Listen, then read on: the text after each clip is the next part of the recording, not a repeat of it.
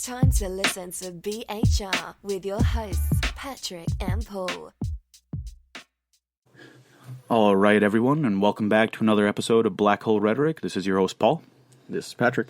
I hope everybody is doing well this week, and with this episode, we're going to continue on with the trend that we kind of started last week, where we're going to cover a little bit of local news and then move on from there to more of the international subjects that we usually talk about. Just a quick little update, a little bit of tidbit this week. There was a 44-year-old man, Jess Mallow, that was arrested for being in possession of child pornography. The local detectives found out after they tracked his IP address after he opened up an email that had a picture of a 3 or 4-year-old. Yeah. Wait, so they sent the email? No. But so when he opened up the email, it basically sent his IP address to an international data bank, and then that international data bank then sent his IP address to our local detectives. I guess how does that work then? So if they didn't send it, how does that email trigger his IP address being sent to them? inside of any photo, say when you take a picture, if there's any white inside of that picture, you can hide or you can encrypt that. So think of white as being empty space. So inside of any photo that has white, you can basically write a program inside of that JPEG, and then whenever it is sent to someone, it does whatever the executable command is. So in this instance, some federal level of government must have had this information, this photograph, and it triggered this event to take place.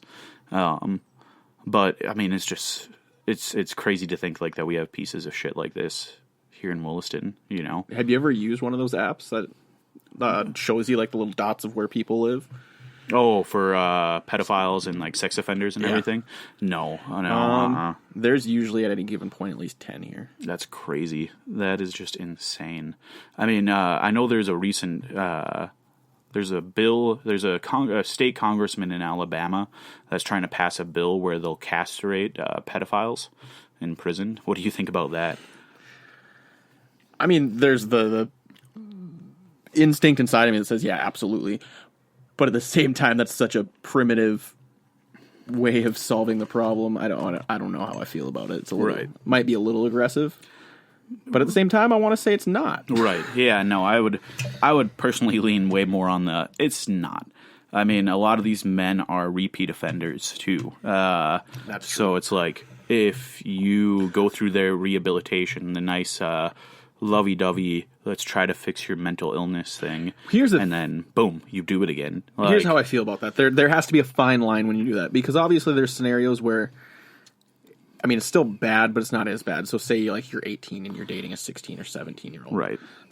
I do not think they should be castrated. Right. Yeah. Yep. So, I mean, if you were to do something like that, you definitely have to make sure that there's a defined... Yep. And I want to say legally there is actually a defined...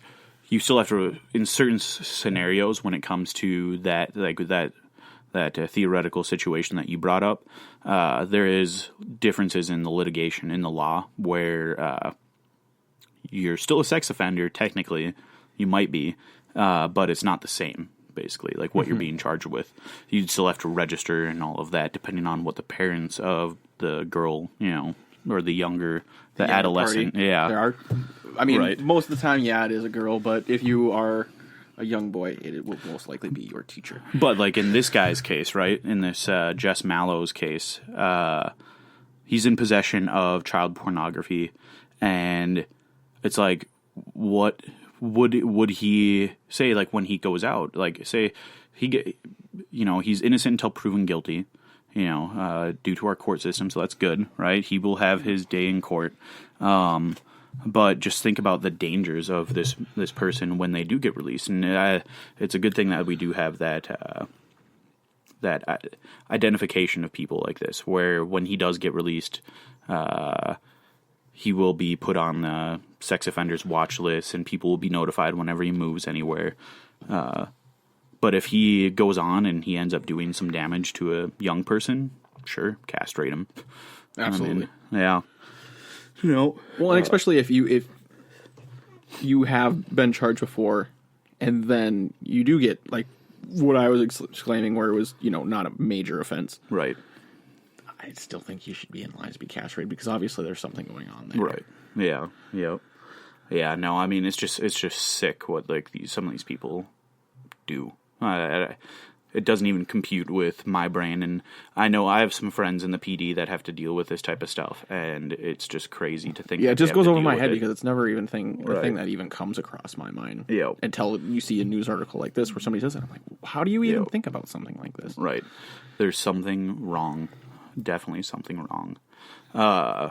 Another really big topic that we want to talk about, and we're not gonna get into too much detail about it, but this last week we spoke a little bit about issues of heroin in the country and even locally, and some issues with fentanyl being stolen from a local hospital inside of North Dakota.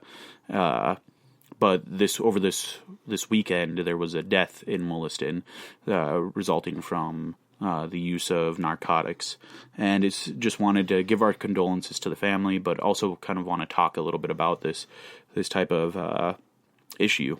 Heroin is continuously spreading throughout our country, and I think we're going to see it continue to proliferate here in North Dakota. It seems like over the past year, maybe a little bit longer, you're seeing at least like one article a month about somewhere, at least in the Midwest, for us here, about people dying from this laced heroin. Yep, yeah, and I think honestly, this is just going to be the beginning, and it's so sad.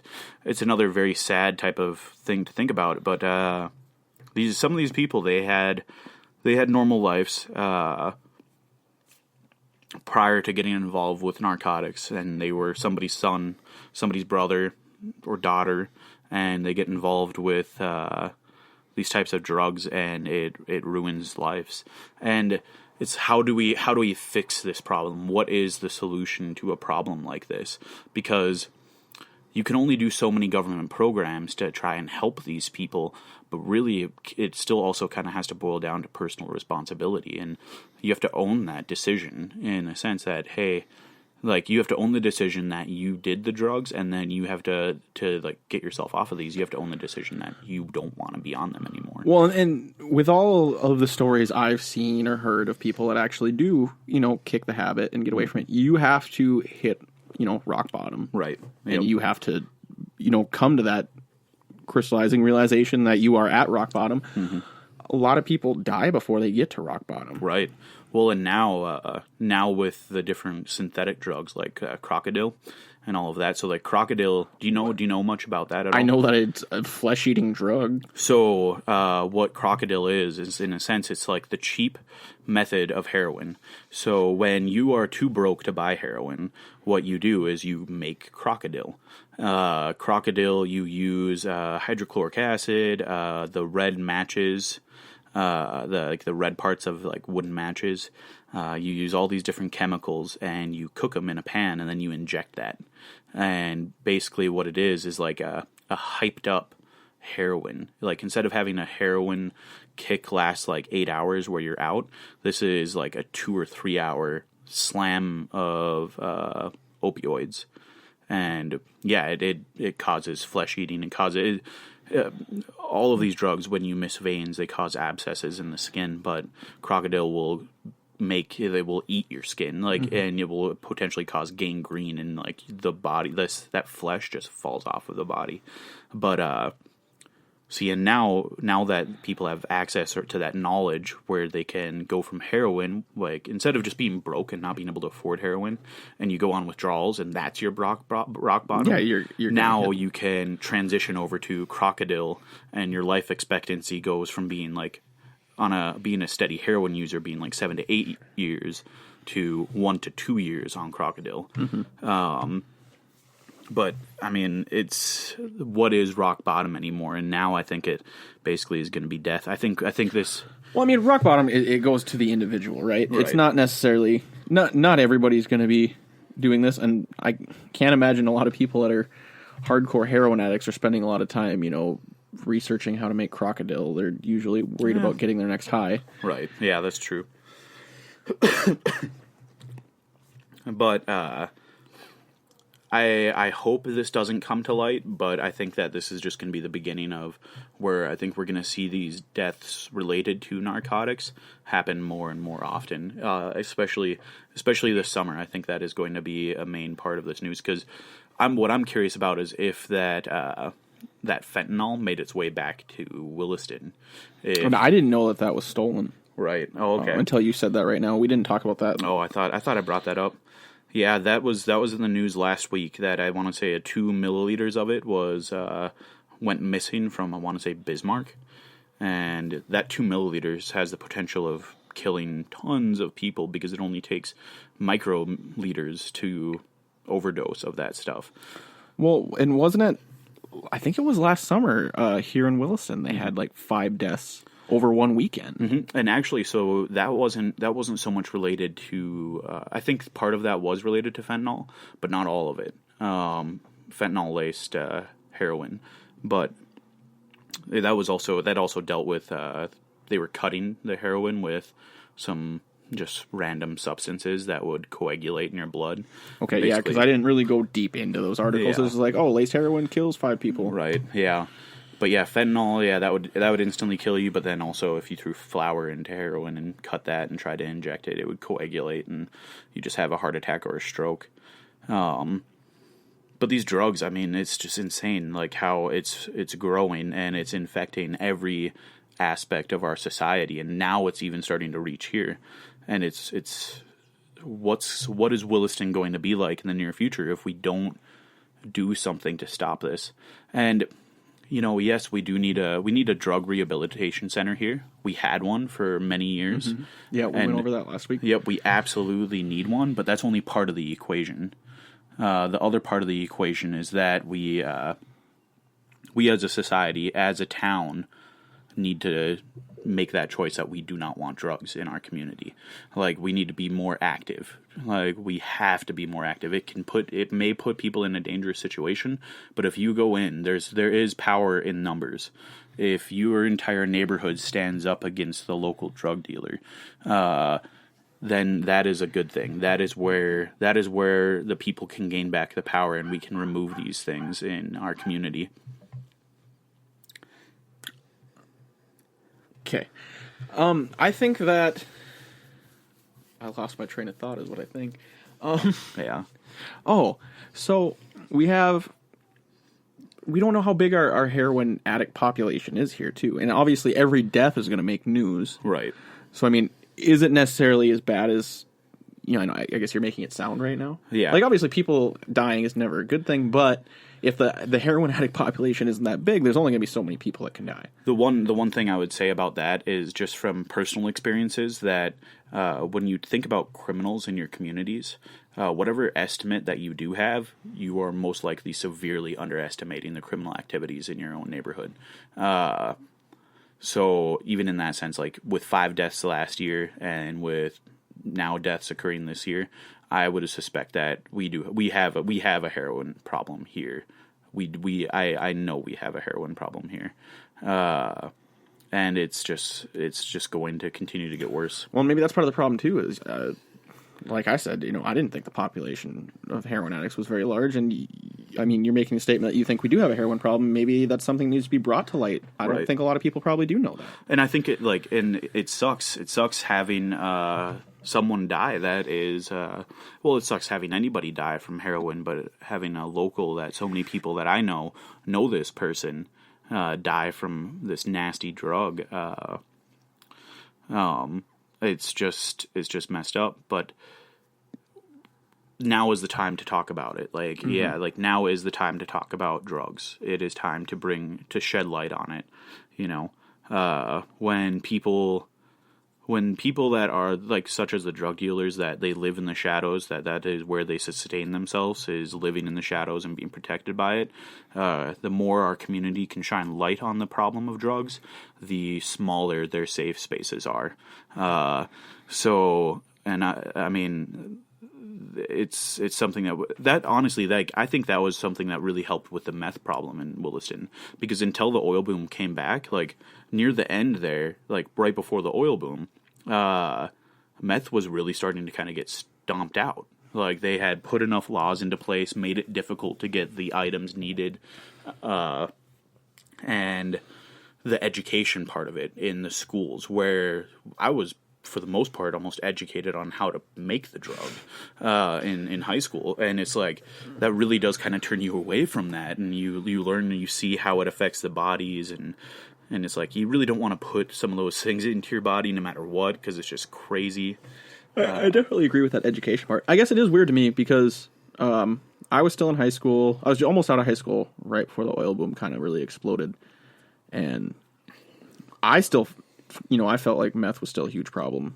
And then I just kind of I got out of high school. I didn't really think about it. Did you have a lot of classmates that you... Now, yes. But no, back then though, when you were in high school? I don't think there was anybody. See, I think I had one or two, where it was pretty known that they had issues with meth. No, I don't think there's anybody that was doing it in high school. There's been quite a few classmates now that were out of high school. A lot of people I haven't expected. Right. But yeah, I mean, it was this huge deal, and maybe it's just because of how well educated we were in school, but it just kind of felt like the awareness, at the very least, just kind of disappeared. Right. But even when I moved here in 2001, I remember they said, Williston's known for methamphetamine across the United States. Like, if you go to California, there's brands of meth that are called Williston White. Yep. And you never hear people talk about stuff like that anymore. Right. Yeah, no, and I mean, I hope that our community can kind of come up with a plan of attack on this, right? That we can move forward and we can focus on what needs to happen inside of our community. I think one of the first things that we need to do is reestablish a rehabilitation center here in Williston. So when those people do hit their own personal rock bottoms, they have a place to go. They have a place that can help them out with the issues that they're going to face. Then the next, or almost another step that would occur simultaneously with that, would be community awareness. We need to bring light to it. But I mean, I don't know. So one of the biggest events to occur this week was the Manchester bombing that occurred outside of the Ariana Grande concert, where a total of 23 people, including the bomber, were killed, and 59 people were sent to hospitals with injuries.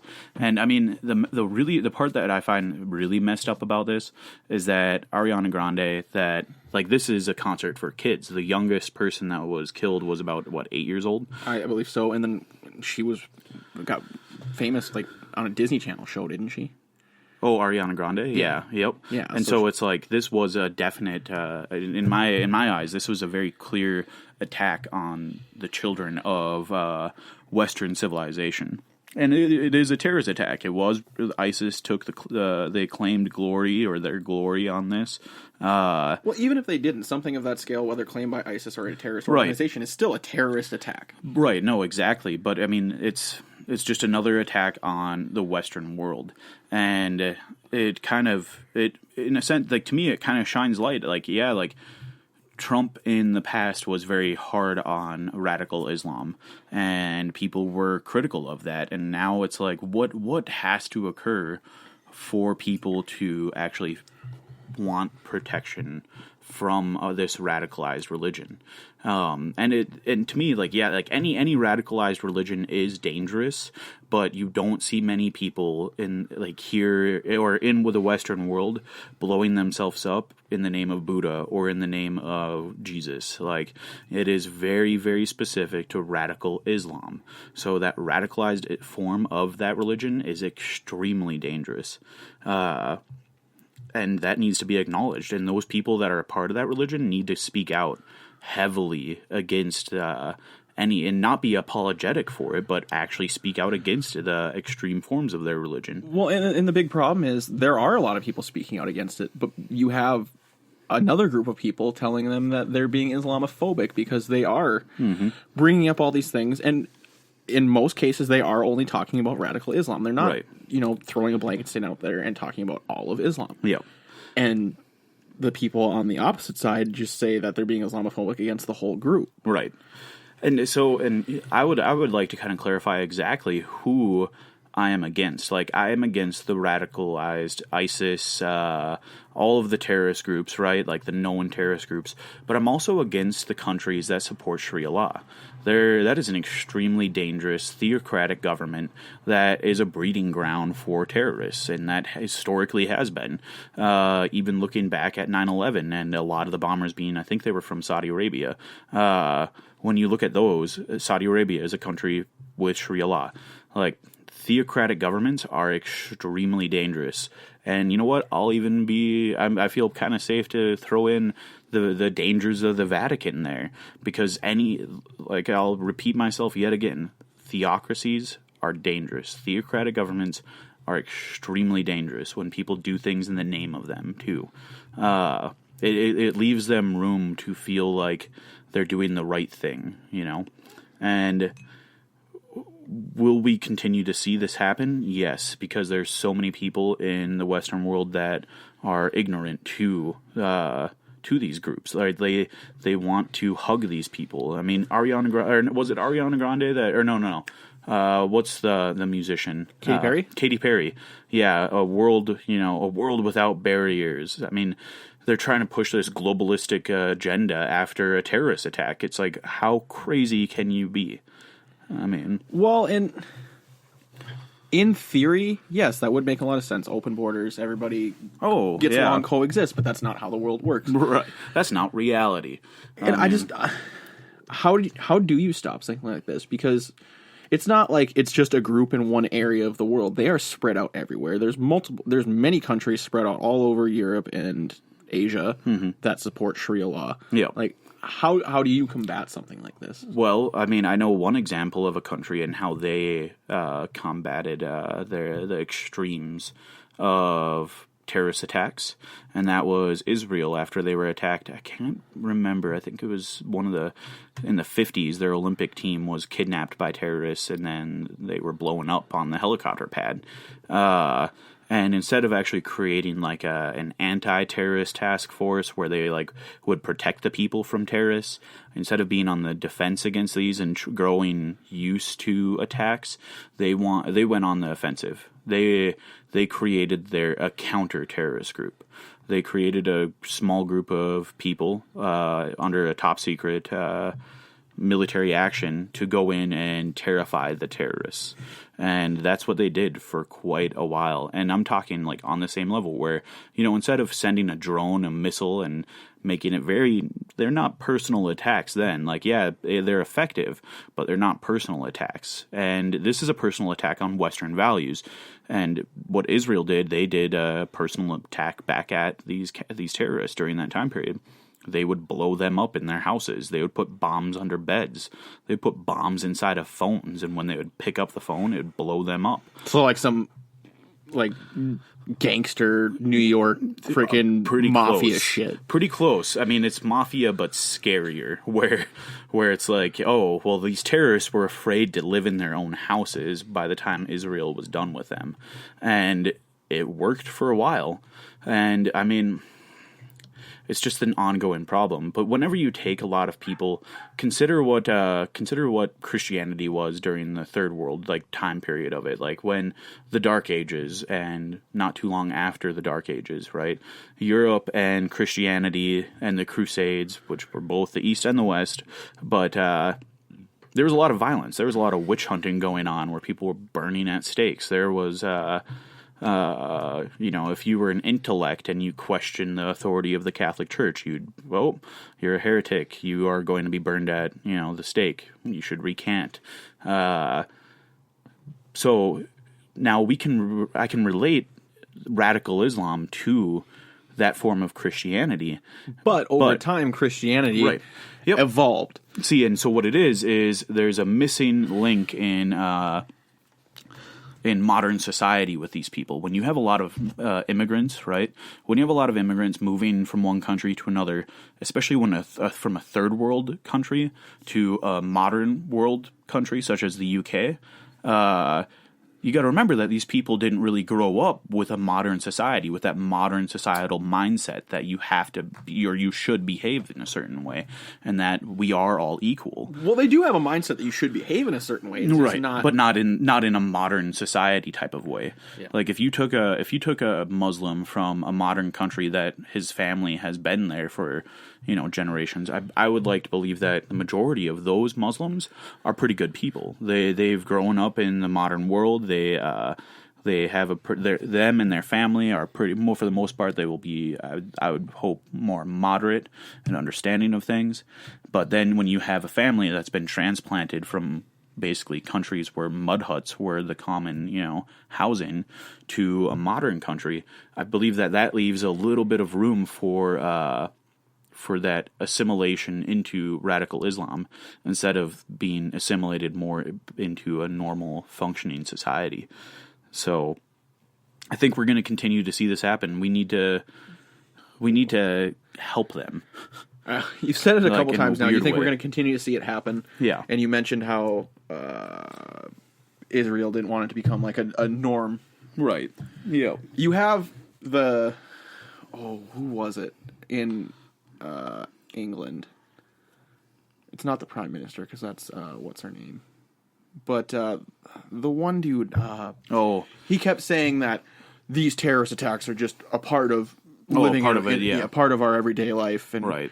That we should just get used to it. There was a woman that said that from BBC News that was saying that that they should get used to these attacks, and it's like no, you can't get used. Like, you should never get used to being attacked. Like, think if you put that into like a personal perspective, right? Like a very personal one where it's like you're being bullied at school. Well, you know what? You just get used to it. Just get used to it. It's okay. There are some people that have that mentality. Though. Right, but no. Like, first off, you should still be able to defend yourself. You're in the right to defend yourself if you're being bullied in school. You're completely in the right to hit back. You're not quite in the right to bring a gun to school, right? Yeah. So we should hit back. We need to hit back on these terrorists. And honestly, like, I think that is one thing that I hope. I haven't been able to listen to any of it, but I'm sure. I hope President Trump has talked about that we need to unify, and we need to hit back on these terrorist attacks. We do not grow used to attacks such as this. Like, I just can't believe we haven't seen Russia be a little more aggressive to this, especially after they had their what position was that guy in that was murdered? He was the ambassador to Turkey. Yeah. And he was murdered while giving a speech on live TV. Yeah. And you bring up a very valid point. When it comes to terrorists, Russia knows them best. They know them a lot better than what we know them. And Putin doesn't usually mess around with stuff. No.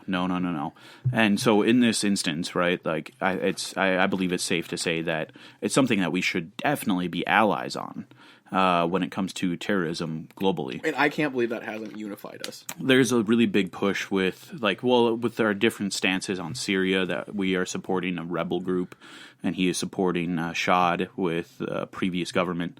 I mean, people are like, oh, we can't be allies with him because they're the Russians. They hate us historically. And that is partially true. They historically do kind of hate us somewhat. But when you kind of start to take a look at the history of that country, like, they've dealt with like invasions steadily. They've dealt with more recently these terrorist attacks, and in a sense, like, revenge of their invasion of Afghanistan and all of that. Like, they know how these people operate better than what we do, in my opinion. Mm-hmm. And I think we need to kind of have an open hand to them and kind of like be willing to accept their help and actually put a real war onto these terrorists. Really put a we need to get them to have their backs against the wall. Yeah, exactly. And just, well, in the part with the wild animal, like, when you have a wild animal with their back against the wall, the craziest things are going to occur at that point. But once you put that animal down, it's done. Mm-hmm. And I think that's where we need to bring it. I mean, come on, this has been going on for 16 years. It took us so long to find Osama bin Laden. We've been dealing with this stuff for far too long. this needs to be put to rest, and we need to do it sometime soon, because I think this continuing terrorist attacks, they are so successful in doing what they want to do. They are creating terror, and they are also separating people. They are separating the Western world, because you have so many people that, after they blow up children, still want to give these terrorists hugs for them. Just putting a little spin on that, making an extreme statement. But these people just seem so peaceful towards this radical Islam. They're successful. They're splitting the country, or they're splitting Western civilization. Well, the United States definitely has felt very split since, probably a year leading up to the election. Oh yeah. That I definitely think had a big part in it. Yep. But then now dealing with all of these issues, especially with everybody, head to head on either for or against Trump, then you have all these issues with immigration. I mean, there's a million reasons why we're all divided, and I think it's going to take something major for us all to be unified. Right. Yep. Well, and another really big event this last week. There was a congressman or someone that was running for Congress from Montana, Gianforte, kind of known as the body slam congressman. So he allegedly attacked a reporter from The Guardian, where he body slammed him and broke his glasses. I don't know, have you heard that recording? I've heard the recording. Yeah. I mean, it's not... As an adult, but let's look at it as an adult. As an adult, I don't care how close this microphone gets to your face. You shouldn't attack someone. No. Well, and then when he starts screaming after he takes the guy down, one of your guys tried to do this shit to me yesterday, and all he did was just ask a simple question. I mean, obviously the recording could have been edited down to cut out any argument prior to that. Right. But from what it sounds like, he just got up there, asked his question. He didn't want to hear it. He was definitely pushing a little bit for it. Yeah. Yep. But I didn't feel like he was being overly aggressive, at least from the audio. And especially being in that chosen path where you're running for political office, you need to be kind of prepared to be hit with anything at all times. And for you to snap the day before the election, what? I don't know. It's a little bit weird. Well, I mean, you could also say that maybe there was a lot of pressure. He had a lot of pressure, but I mean, it's you're so close to the finish line. You've already dealt with so much people digging up, every type of skeleton in your past, and this Guardian reporter pushes a microphone and you snap. That's not a good quality to possess. No. No matter what political party you're on. I mean, sometime within the last 8 years, I can't remember the guy's name. It was a Democratic congressman. The media didn't really have a heyday with this one, but there was a college student that went up and asked him a question, he asked the Democratic congressman if he supports Obama's agenda, right? His political agenda. And he's a college student, right? Just a tiny little guy. And this congressman grabs him by the wrist and he's like, "Who are you? I have the right to know who you are."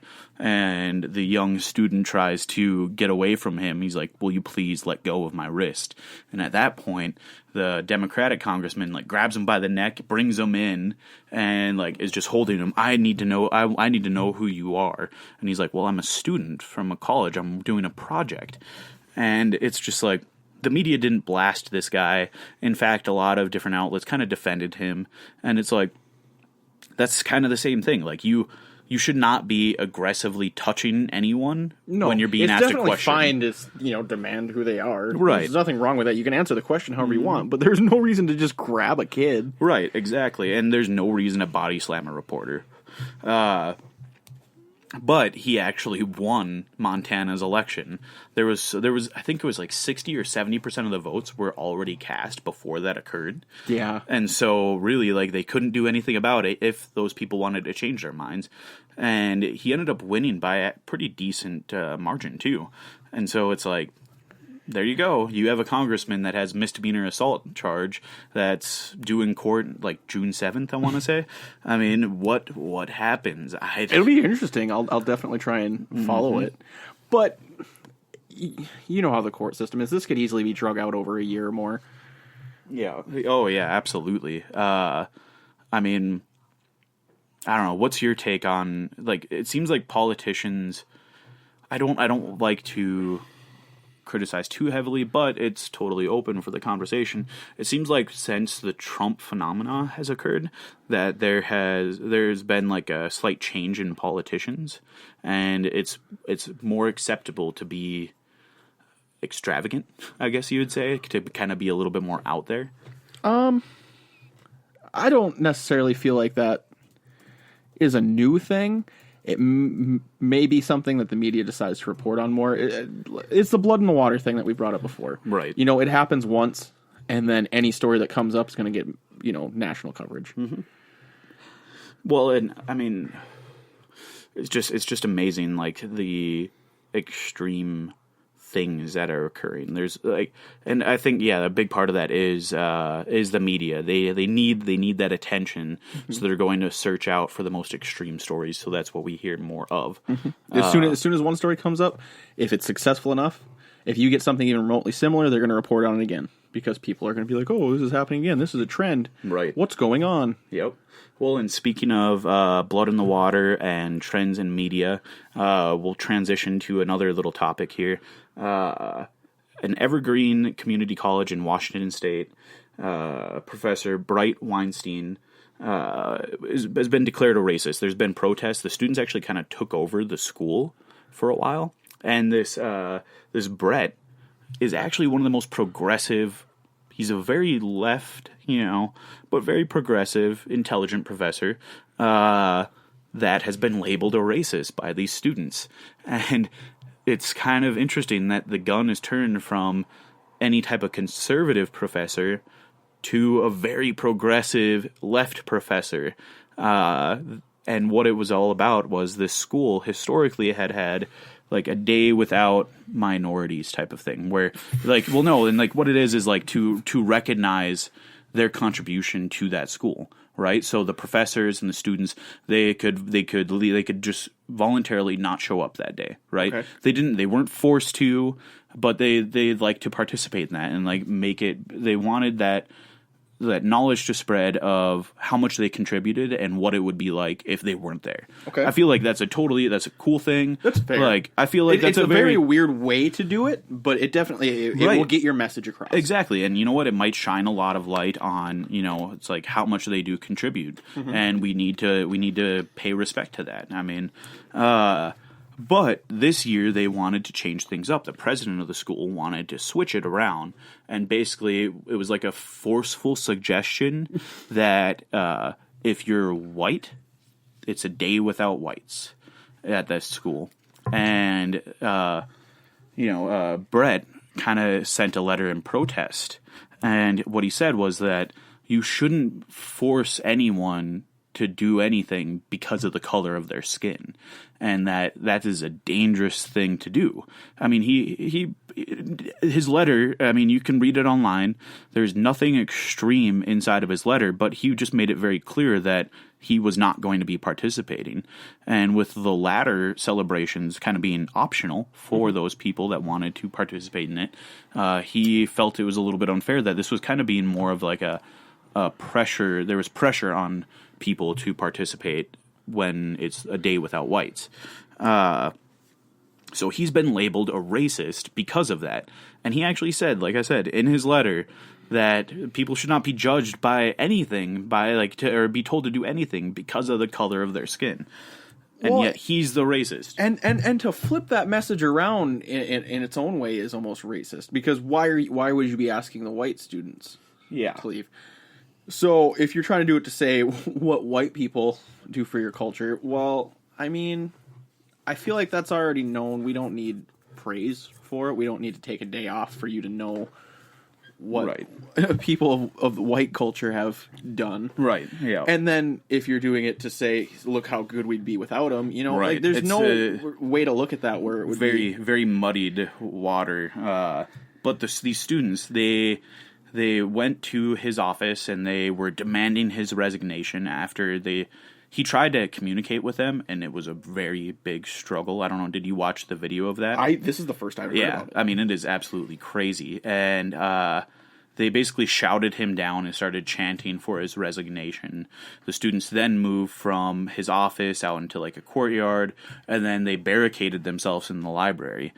This professor then he was asked to move like his class off campus. He's actually like a biology instructor. I mean, he was asked to move his class off campus due to protection. The chief of police asked him to do that because they felt that the students were searching him out. Supposedly they started to like scan. They were like scanning cars coming into campus because these students took it over. Scanning cars for this professor because he's so racist. Well, and what would they have done? Would they have beat him up? Would they have stopped him from going into the school? I could only assume with the chief of police, issuing that warning to him that there might have been some threats of violence. But I mean, it's just so insane. Actually, here I want to read. This is a section of his letter, so I just want to read this really quick.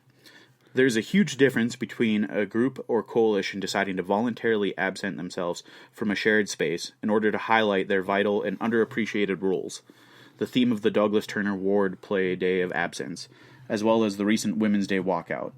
And a group or coalition encouraging another group to go away.